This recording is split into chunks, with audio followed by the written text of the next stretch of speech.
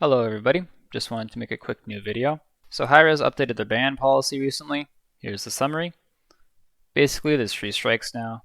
Leaving, harassment of other players, harassment of live streamers, intentional feeding and chat spam gives you 1 strike. Your first strike, you get 1 week ban. Second strike, you get a 2-week ban. Third strike, you get a permanent ban. And then the usual discrimination stuff basically skips straight to 2 strikes. If you play on an alt account during your ban and you bypass your ban, then that alt account gets immediately and permanently banned.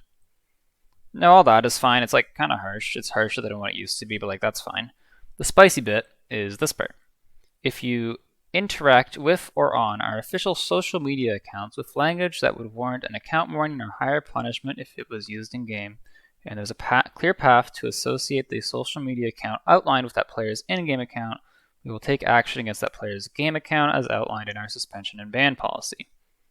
So basically, if you're toxic towards an official social media account, you'll get a strike.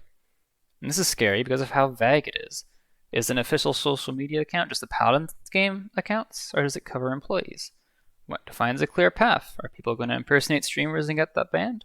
Because that sort of thing has happened before.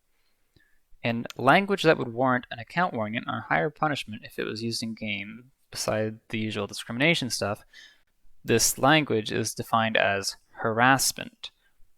The reason that this is an issue is that they can kind of skip strikes if they want. They can go straight to a permaban. There's not even a way to find how many strikes you have, since this stuff probably carries over from before the change. So we have really vague definitions with potentially really severe consequences. Interact with an official social media account could be anything from talking to Paladins game on Twitter, talking in the official Discord, talking in the chat of a streamer on Paladins game. What if an employee watches your stream? What if you talk about Paladins on Twitter? What if you talk just to a dev on Twitter? What if you give harsh feedback about the game on YouTube? We don't know. And if hirez decides that you've harassed an official social media account, which again, we don't know the definitions for this, but if they do decide that you have, you can be permabanned. And if you've watched Penguin's video on a similar topic, you know that the bar for harassment is this tweet. This is considered harassment. Doing this could get you banned for somewhere between a week and permanently. This is also harassment, apparently. And on top of that, both of these were accused of sexual harassment too. Now what about something like this? I don't know.